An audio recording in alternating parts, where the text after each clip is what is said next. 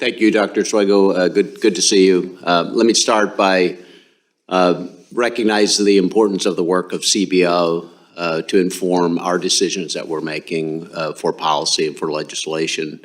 And I appreciate the work that CBO does. Also appreciate you've made yourself available, your staff available to me multiple times on a variety of topics, and I appreciate that as well. And I think one of the things I'd like to drill down on just a little is this $1 trillion miss, because the work of CBO is important. We rely on CBO, and I think, wouldn't you agree, a $1 trillion miss can reduce our confidence in CBO's projections?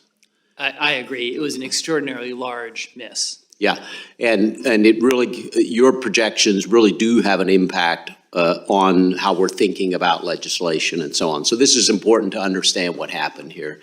And I appreciate as well, you provided an explanation. It looks like about roughly 1/3 was due to actions taken by the administration after you did your projection, right? Roughly 1/3, right. About 300 some. So is that unusual? It was an unusually large miss. Well, I'm saying, is it unusual for the administration to take actions that are not authorized essentially by Congress? It was unusual from our perspective. And, yes. In some sense, we're trying to these were actions that you could not have been aware of, correct? Because they were done unilaterally by the administration outside of the authority of Congress. That's correct. So I think it's important we get that on the record. This was extraordinary activity by the president in spending what we would allege were he was unauthorized to do so, and this were outside of his authority. So that's number one. And then number two, I think about 1/3 of the projections where you just simply missed the economic projections. That's right. Why? Why would you have missed? It's a big miss. So can you tell us why you would have missed that in this particular time? Yeah. So there's two pieces to it, and I'll talk about inflation, but the same thing applies to interest rates.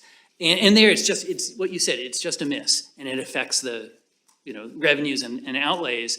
The economy was changing rapidly at the beginning of 2022 when we were doing our forecast. And our process is that we have to do the economics before we do the budget. The analyst for unemployment insurance, she has to know, well, what's the unemployment rate going to be 7 years from now? So we have to do the forecast early.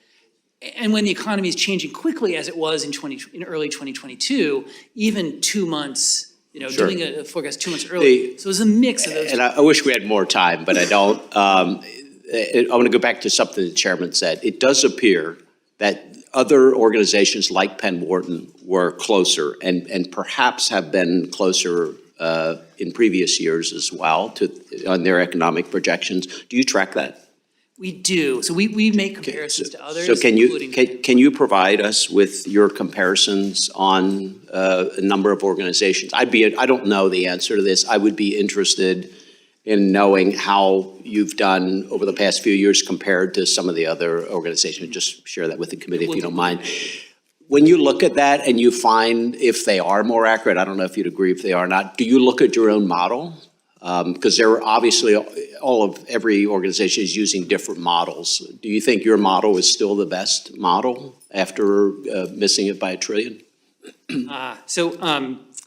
We do. We go back and look. When we miss, and on the inflation side, we went back and looked at, well, why did we miss? What did we miss? And our subsequent inflation forecasts have been not just much better, like really much better, like really spot on as inflation has come down over time. So we do go back and try to figure out, well, what do we need to improve? Yeah. Have you made changes to your model after this year's $1 trillion difference? We've, it's a in terms of a portfolio of models. We've made changes to, on the macro side, on the inflation side, again, in particular, where the miss was the biggest, we've made changes. We thought much more carefully about how the economy is changing as on the supply side, labor supply, supply chain disruptions, other things.